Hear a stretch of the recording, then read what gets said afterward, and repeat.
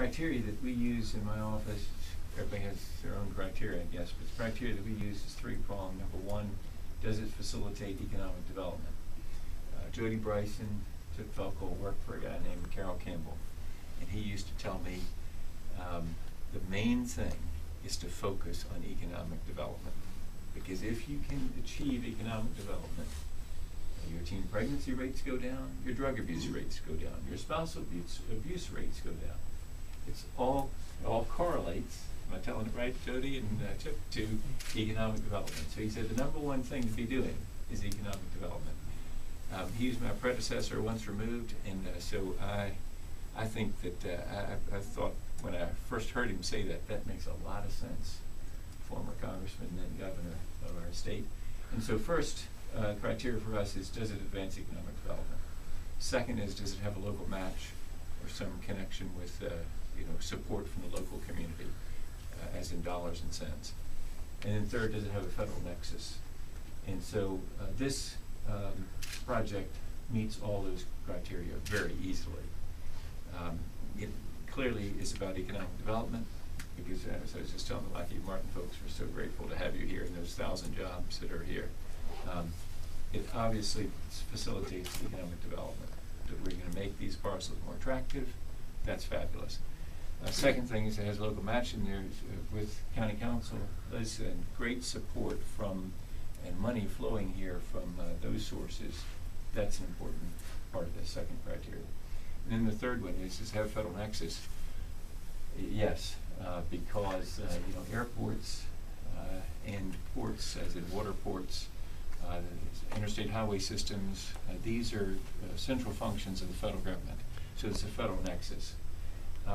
Just to make sure you know, we turn down a lot of projects. And in some ways, it'd be easier just to say, no, we're not in the earmarking business. We don't accept it. We don't do any. We're not going to do any of it. That'd be easier in a way, because then you don't have to say no to some of the children. When you say no to some of the children, it's a problem. And so I said no to a $150 million lake, recreational lake in Union County. 5,700 acres. It would make it the size of basically Lake Jocassee. The explanation given was we need water because the broad may dry up. It's a county that has 28,000 people and declining. Lake Bowen, by contrast, in Spartanburg is 1,600 acres and provides a substantial portion of the water for Spartanburg. So we're talking a 5,700 acre lake that would cost, at the conservative estimates, $150 million. The mother of all earmarks.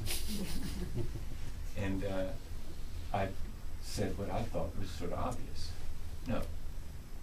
Love you? No. We're not going to advance that project. We had an angry town meeting. There were about 200 fishermen who were ready to wet a hook. I had to explain to them, this is an unenviable position, to stand in front of them and say, wouldn't a reservoir do? Rather than the 5,700 acre recreational lake.